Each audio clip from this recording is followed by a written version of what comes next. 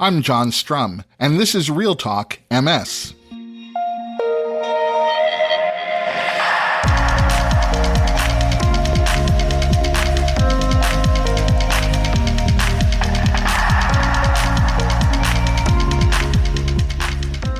It's May 24th, and we have a lot to talk about.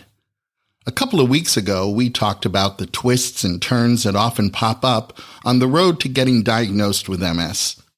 Think about how much easier, cheaper, and less invasive it would be if you could be diagnosed by getting a simple blood test.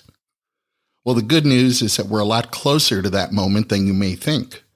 Scientists have identified biomarkers that will simplify diagnosing MS, and other biomarkers that have the potential to predict MS before anyone experiences any symptoms. And biomarkers have been identified that may help neurologists see future MS progression before it occurs. These are big changes that will have a significant impact on diagnosing and treating multiple sclerosis. Biomarkers will even impact the way that MS clinical trials are designed. Joining me today to take us through a crash course in biomarkers and MS, and to help us understand how close we may be to seeing all of this come about, is Dr. Tanuja Chitnis.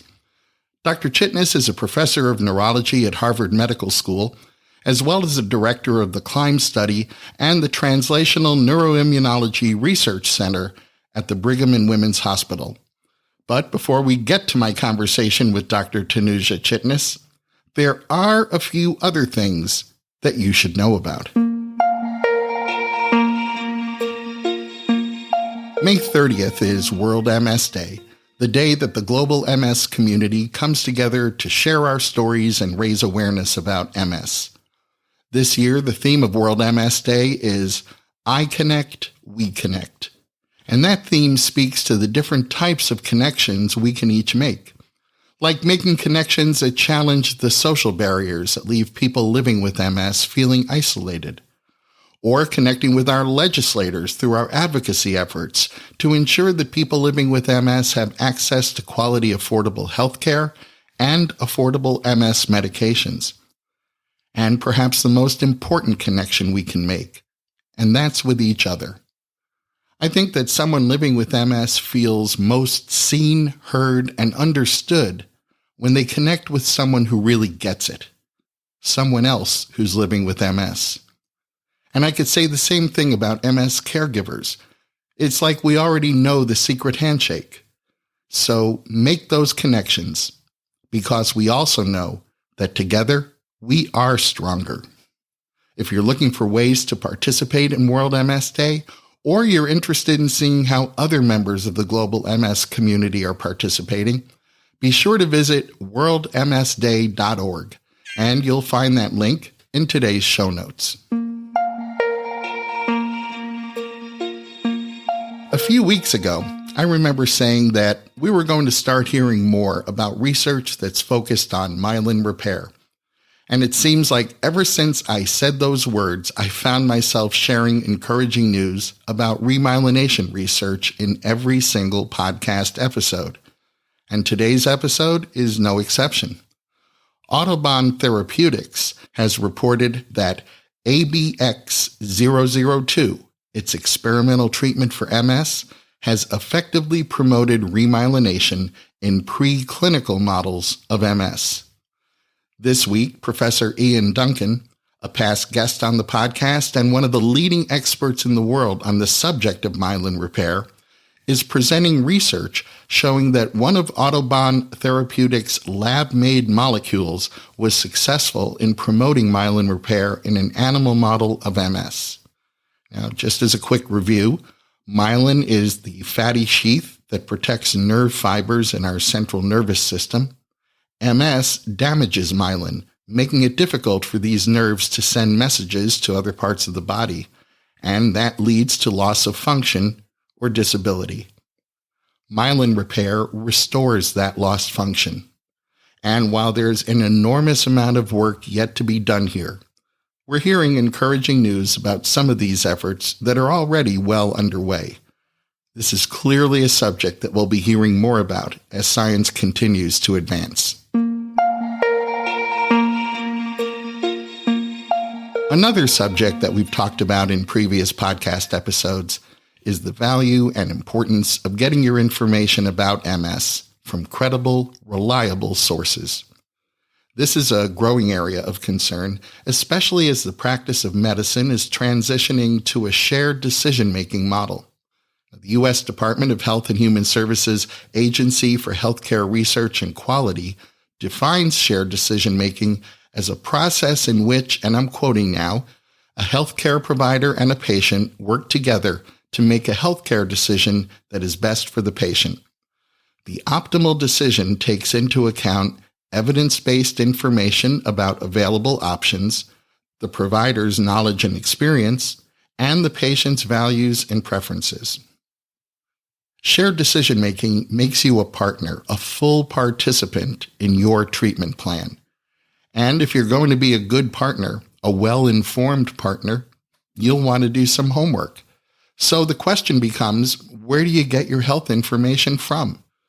For years, I know doctors have cringed at the thought that their patients were consulting with Dr. Google. But if doctors cringed when they thought about Dr. Google, their hearts may actually skip a few beats when they discover that their patients are often consulting social media. Just last week, I came across this tweet posted on Twitter. Now, the tweet is from someone in the UK. We'll keep them anonymous, but I'm going to directly quote this tweet in its entirety. I had my first call with my MS nurse. I'm stuck choosing between Tysabri, Ocrevus, Mavenclad, or Lemtrada. Can anyone give me any personal insights on their experiences? Thank you. Now, one thing we know about MS medications is, just like MS, they can affect different people differently. So while it's interesting to learn what others have experienced, it's certainly not a reasonable basis for making a decision about your own health and well-being. You'd be basing that decision on how a particular medication may or may not have impacted someone else. Someone whose MS may be at a very different stage than yours. Someone who may be living with comorbidities that you don't have. Someone who may be many years older or many years younger than you. And all of these things will influence that person's experience with that particular MS medication.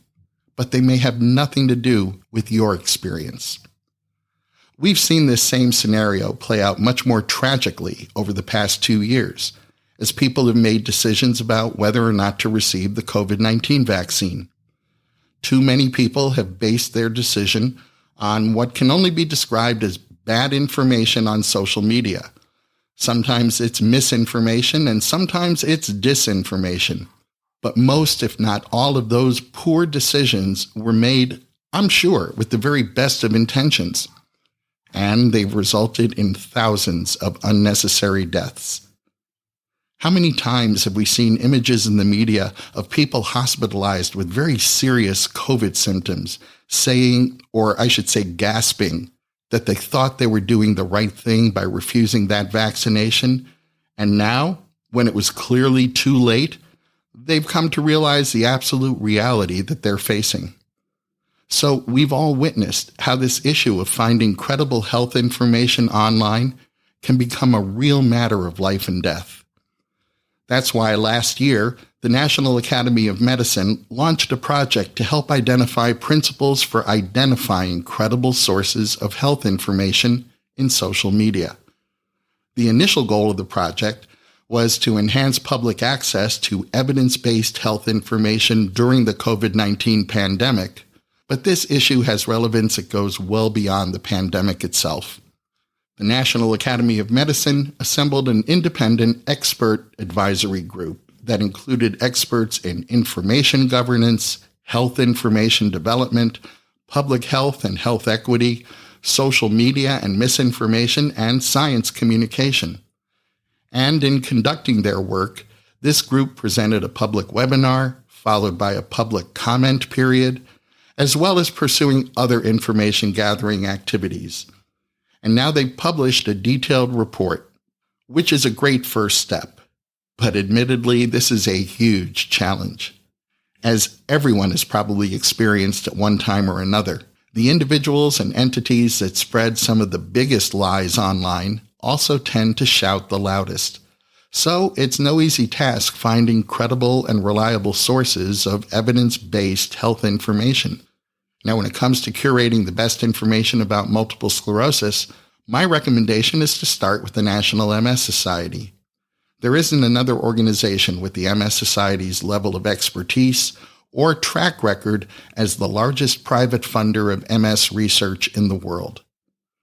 Now, this subject of being able to identify credible sources of health information, I think it resonates so clearly and so loudly with me because my work involves sharing information about MS with thousands of you every week. And that's why I go out of my way to share my sources so that you can review the details of the research. Or at the very least, you know that I've reviewed those details. But managing the amount of misinformation and disinformation available through social media while still protecting everyone's right of free speech is a monumentally complex challenge. And I appreciate the effort undertaken by the National Academy of Medicine to shine a bright light and raise awareness of a problem that won't go away on its own. If you'd like to review the report that the National Academy of Medicine's Expert Advisory Group has published, you'll find that link in today's show notes. If you're a caregiver for someone living with MS, or if you're a healthcare provider who interacts with MS caregivers, or if you're a researcher who focuses their work on MS caregivers or who might like to explore MS caregiver research, iConquer MS, the people-powered MS research network, wants to hear from you. Now, iConquer MS is a virtual research community for people affected by MS. It currently has over 8,000 members, the majority of whom are people living with multiple sclerosis. And now iConquer MS has plans to expand its participant community to include MS caregivers themselves.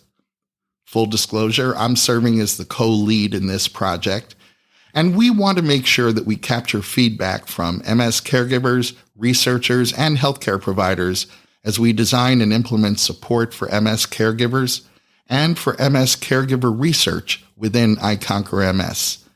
That's why your opinion is so important, and it would mean a lot to me if you'd share your opinion with us. So if you're an MS caregiver, researcher, or healthcare provider who interacts with MS caregivers, I hope you'll invest just 10 minutes of your time to complete an important online survey. You'll find the appropriate links to that survey for caregivers, healthcare providers, and researchers in today's show notes. People living with MS and their caregivers know that getting an MS diagnosis involves invasive, expensive, and time-consuming procedures. In a moment, we'll be joined by my guest, Dr. Tanuja Chitnis, and we'll learn about the work her lab has been doing in identifying biomarkers that can potentially change how MS is diagnosed, give doctors a way to predict MS before symptoms develop, and even see future MS progression. If you're a regular listener, you've heard me talk about biomarkers fairly often. Biomarkers can be extremely useful in diagnosing, tracking, and predicting the course of MS. They can help your neurologist understand when MS has transitioned from a relapsing form to a more progressive form, and they can potentially play a role in shortening clinical trials. Joining me today to explain the importance of biomarkers in MS and tell us about new research that could impact future MS treatment is Dr. Tanuja Chitnis. Dr. Chitnis is a professor of neurology at Harvard Medical School, as well as a director of the CLIMB study and the Translational Neuroimmunology Research Center at Brigham and Women's Hospital. Welcome back to the podcast, Dr. Chitnis. It's a pleasure to be here, John. Let's start with the definition. Can you tell us what a biomarker is, and maybe you can share some examples of biomarkers that are used every day in clinical practice? So, John, great question. So biomarkers are any measurable substance or measure that reflects a biological or medical disease process or disease state. And some examples of biomarkers that we typically use in clinical practice are blood pressure. So you may go to your doctor and blood pressures will reflect your cardiovascular state.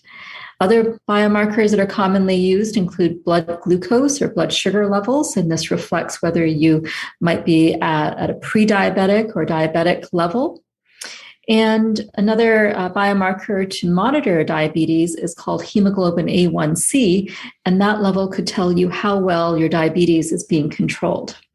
Now, the biomarkers that are used in MS can be classified into 4 categories: predictive biomarkers, diagnostic biomarkers, disease activity biomarkers, and treatment response biomarkers. So let's talk about each of these. Now, predictive biomarkers could help potentially identify individuals at risk of developing MS. This seems like something that would be really valuable for family members of someone who's living with multiple sclerosis. Could a predictive biomarker actually identify MS before any MS symptoms develop? So, John, that's a very important question and an area of active research now. What we've learned over the past 20 or so years are that there are certain genes that predispose individuals to having MS, and ostensibly those genes could be measured, and we could identify those who might be genetically at risk for having MS. What we've also learned over the past many years now is that certain viruses, including Epstein-Barr virus, predisposes people to developing MS shortly after exposure. And so demonstrating levels of antibodies to Epstein-Barr is also another biomarker indicating someone who may be at risk for multiple sclerosis. Are we at a point where predictive biomarkers are being used? So I think we are not quite there yet. The challenge is that these biomarkers are very common. The ones that I mentioned, certain genes or having exposure to Epstein-Barr virus occurs in many people. What we do need are more specific biomarkers that indicate that the MS process has started, maybe before clinical symptoms have started. And these might be measurable in people who are at risk, either through family history or genetically, for having multiple sclerosis. So I think we're hopefully going to be there soon, but we're still not quite there. The second category of biomarkers that I mentioned a moment ago was diagnostic biomarkers. And these biomarkers are used to confirm that someone has MS. What types of biomarkers are used as diagnostic biomarkers? So, John, we use MRI as a diagnostic biomarker for multiple sclerosis very frequently. So, a diagnosis of MS, as many people may know, is based on a couple of things. One is clinical symptoms or attacks. The second is the MRI picture and the types of lesions that are present on MRI. We also need to show that there's been a change over time, and either the presence of certain types of lesions or accumulation of new lesions will indicate that the MS process has started and we can diagnose MS. Another biomarker that's used in diagnosis are oligoclonal bands, and these are basically antibodies that are measured in the spinal fluid of people, and this is something that helps to confirm a diagnosis of MS, but does require a lumbar puncture. I think the question on the minds of many of our listeners is, if we have these diagnostic biomarkers, why can it sometimes be challenging to get an MS diagnosis? The challenge, John, is that there are many other disorders that can look a lot like MS, especially on the MRI picture. And we're very careful to distinguish and differentiate between other mimics or similar conditions. And also, sometimes we need to show a change in time, showing that there has been accumulation or increase in the number of lesions. And this might be challenging to show in people who have a one-time MRI that just shows a picture that looks like MS. So we do need to monitor and show that these MRIs are changing in order to confirm a diagnosis. Now, treatment response biomarkers are measured in people receiving a disease-modifying therapy to determine whether the treatment is working. Are these treatment response biomarkers currently being used? And if they are, how are they measured? So there are a couple of treatment response biomarkers. One very common one are B cell levels in people who are treated with B cell antibodies or B cell depleting agents. And this could include treatments such as ocrelizumab, rituximab, ofatumumab, and other antibodies that get rid of B cells. And so typically we make sure that these therapies are working by measuring CD19 and CD20 counts, which are proteins present on the surface of B cells. And if those counts are zero, then we know that the therapy should be doing its thing and we have the right dose.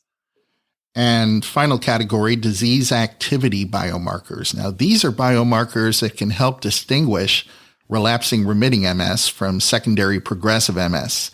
What types of biomarkers are used for this and how are they measured? So, John, this is a really exciting area that's developing. And one of the disease activity biomarkers that has had a lot of attention and research recently done is called neurofilament light chain. So neurofilament light chain is a component of neurons or axons, the tail of neurons, which are, of course, present in one's brain. And these can be under attack with an MS lesion. And neurofilament light chain is increased at the time of an attack and it can be detected both in the spinal fluid as well as in the blood or in the serum. And neurofilament light chain, or I'll call them NFL levels for short, are somewhat elevated around the time of a new gadolinium-enhancing lesion, which may or may not be associated with a relapse or clinical symptoms. Well, I'm glad you mentioned neurofilament light chain. It's certainly been receiving a tremendous amount of focus and attention from the research community. How is a neurofilament light chain level measured in someone with MS? Does it require special tools? Yeah, so the NFL levels or neurofilament light chain can be measured using just blood samples, which is really exciting because these are accessible and they can be done in many different parts of the country or the world. And so a typical blood sample can be run on what's called a proteomic assay or test. And the advance that has been really important in the past few years is that we now have very sensitive proteomic assays that can measure very minute levels of these types of proteins, including NFL. And this can be measured in the blood. And we know that it seems to reflect disease activity or relapses and a relapsing disease course. When I introduced you, I reminded our listeners that you're the director of the Comprehensive Longitudinal Investigation in MS at Brigham and Women's Hospital, also known as the CLIMB study. You and your team have been studying NFL levels in people with MS for several years now. What have you learned so far from your research? Thanks for that question, John. So we have seen that NFL levels are elevated around the time of an attack or new gadolinium-enhancing lesion. We've also seen, along with others, that on treatments, the NFL levels tend to decrease. So that is very good news, and that probably indicates that disease activity has reduced on certain treatments. And we're also evaluating the value of NFL levels in prognosticating long-term outcomes. And we found that NFL levels measured around the time of a first visit or first presentation can help to predict longer-term brain lesion volume and brain atrophy in the future. So if we, in the future, possibly if we see high NFL levels at the time of a first visit, that will help us to select appropriate treatments for patients who might be at higher risk for worse outcomes. The International Progressive MS Alliance has recommended advancing research on neurofilament light chain as a specific biomarker for MS progression. How might this impact future clinical trials?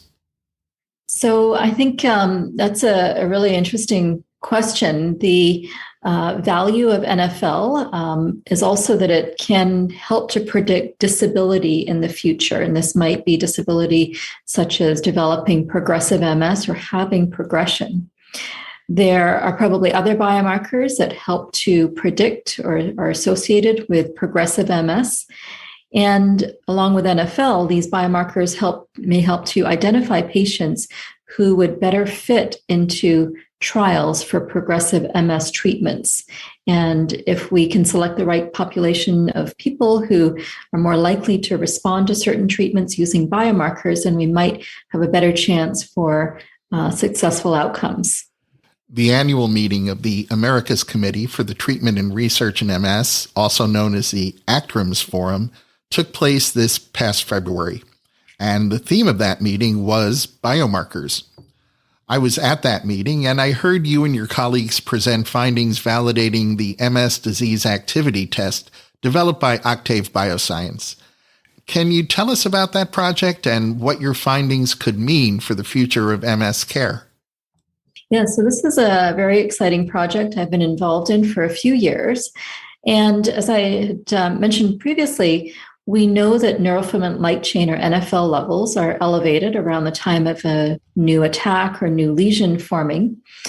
But we wondered whether additional proteins could help identify or increase the sensitivity for detecting those attacks. And so we surveyed around 1,000 proteins and came up with a short list of about 20 proteins that, along with NFL, increase the sensitivity to detect an attack when it was occurring. And so we have studied that set of biomarkers now in a number of different groups of samples. So, of course, once you make a discovery, you have to validate it or confirm it in other groups of samples and make sure that it's valid across different patient populations and types. And at the ACTRIMS meeting, we were able to present results in over 600 patients showing that this biomarker signature was associated with new disease activity. Everything we've been talking about sounds really promising. So when it comes to actually treating patients in the clinic, how close are we to implementing new biomarkers that are going to help detect and possibly prevent MS before symptoms appear, track the course of disease progression, and monitor response to therapy in order to deliver personalized treatment? Where are we? So, John, I think we're very close, and it's very exciting to be a neurologist practicing in this time, because I think that biomarkers can help neurologists and patients to monitor their disease course, response to treatment, and also predict longer-term disease outcomes. And the steps now that we have a lot of studies that have been run and validated in different groups of patients, the challenge is now rolling out these biomarker tests to become available, also accepted by regulatory agencies or local authorities and hospitals, and also helping neurologists and patients understand the outcomes of those biomarker tests and interpreting them appropriately. Well, Dr. Tanuja Chitnis, thank you for all you do in the laboratory and the clinic to improve the lives of people living with MS. And thanks for talking with me today. It's been my pleasure, John. That's going to wrap up this episode of Real Talk MS. Real Talk MS is powered by the National MS Society. And you can share this episode of the podcast by letting your friends or family members know that all they have to do is point their web browser at realtalkms.com/247.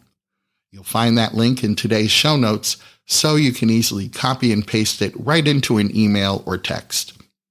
And if you have a minute, I hope you'll visit the Apple App Store or the Google Play Store and download the free Real Talk MS app for your iOS or Android smartphone or tablet. It's the best way for us to stay connected. The app will automatically download the latest episode of Real Talk MS. You'll be able to access any of our past episodes. You'll be able to save your favorite episodes. And it's a great way for me to share bonus content with you. The app is free, so I hope you'll download it today. I'm John Strum. Thanks for listening. Stay safe and make healthy choices.